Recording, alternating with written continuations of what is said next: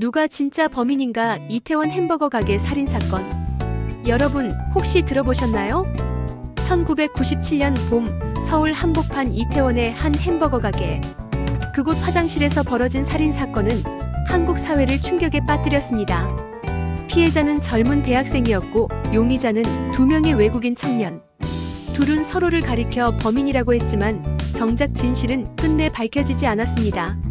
사건은 20년 넘게 미궁에 빠졌고 결국 법정의 판결로는 결론이 내려졌지만 여전히 많은 사람들은 고개를 갸웃합니다. 과연 누가 진짜 범인이었을까요? 오늘은 이태원 햄버거 가게 살인사건을 따라가 보겠습니다. 여러분도 끝까지 함께 하시면서 스스로 답을 내려보시기 바랍니다. 1장. 사건의 밤. 1997년 4월 3일 목요일 저녁.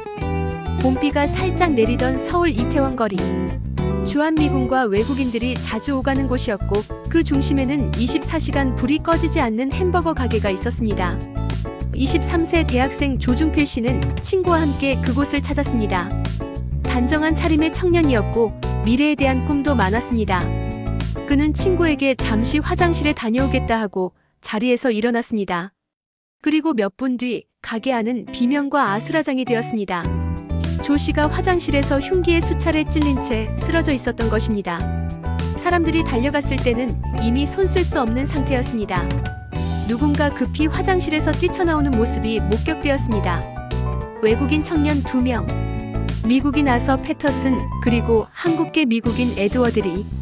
사람들은 그들이 범인이라고 확신했습니다. 하지만 두 사람은 전혀 다른 이야기를 내놓습니다. 2장. 2명의 용의자. 경찰은 두 사람을 곧바로 체포했습니다. 그런데 이때부터 이야기는 꼬이기 시작합니다. 에드워드 리는 말했습니다. 칼을 들고 있던 건 아서였다. 내가 말리려 했다. 반대로 아서 패터슨은 주장했습니다. 아니다. 리가 칼을 들고 찔렀다. 나는 말리려 했을 뿐이다. 여러분, 이 상황을 상상해 보십시오. 둘은 함께 화장실에 들어갔고 한 사람은 살아나오지 못했습니다. 하지만 두 용의자는 서로를 가리키며 진범이라고 주장합니다. 도대체 누구의 말이 진실일까요? 3장. 현장의 혼란. 당시 수사관들은 결정적인 증거를 확보하지 못했습니다.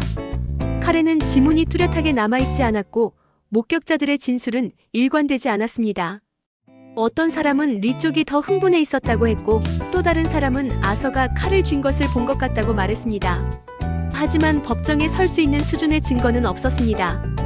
결국 검찰은 에드워드 리를 무혐의로 풀어주고 아서 패터슨에게는 단순히 불법 무기 소지 혐의만 적용했습니다. 여러분, 어떻게 생각하십니까? 한 청년이 죽었는데 살인죄로는 아무도 처벌받지 못한 것입니다.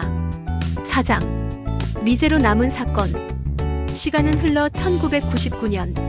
아서는 출국 금지에서 풀려났고 아무 제약 없이 미국으로 떠났습니다. 한국 땅에서 용의자는 사라졌습니다. 피해자 가족은 분노했습니다. 우리 아들이 억울하게 죽었는데 범인은 지금도 자유롭게 살아간다. 이들의 절규는 언론에 실렸고 사람들의 공분을 샀습니다. 그러나 사건은 점점 잊히는 듯 보였습니다. 사람들은 묻습니다.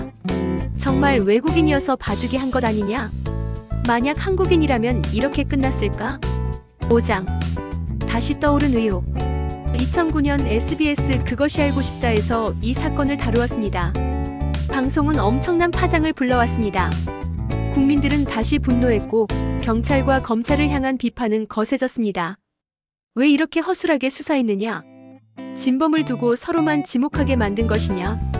방송은 새로운 증언과 자료를 공개했고 시청자들은 의혹 속으로 빠져들었습니다. 아직도 밝혀지지 않은 진실이 있는 게 아닐까? 6장. 아서 패터슨 송환. 결국 2011년 한국 검찰은 미국에 머물던 아서 패터슨의 범죄인 인도를 요청합니다. 송환 과정은 길고 험난했습니다. 미국 법원에서 수년간 재판이 이어졌고 피해자 가족은 애타게 기다렸습니다. 그리고 마침내 2015년 아서 패터슨은 한국으로 송환됩니다. 사건 발생 후 무려 18년 만이었습니다. 7장. 재판과 판결. 2016년 한국 법정. 아서 패터슨은 피고석에 섰습니다. 그는 여전히 주장했습니다. 나는 범인이 아니다. 진짜 범인은 리였다. 재판은 치열했습니다. 증거는 오래되어 희미해졌지만 여러 정황과 진술이 다시 법정에 올랐습니다.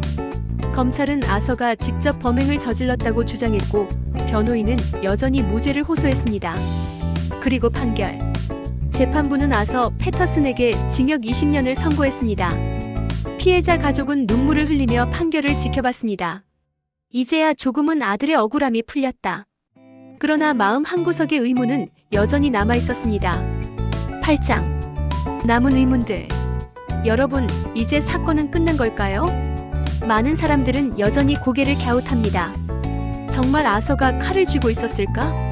에드워드 리는 완전히 무관한 사람이었을까? 초기 수사가 허술하지 않았다면 훨씬 일찍 진실이 밝혀지지 않았을까? 법원은 판결을 내렸지만 대중의 의문은 사라지지 않았습니다. 사람들은 지금도 묻습니다. 그날 화장실 안에서 무슨 일이 있었던 걸까? 9장. 사회에 남긴 교훈.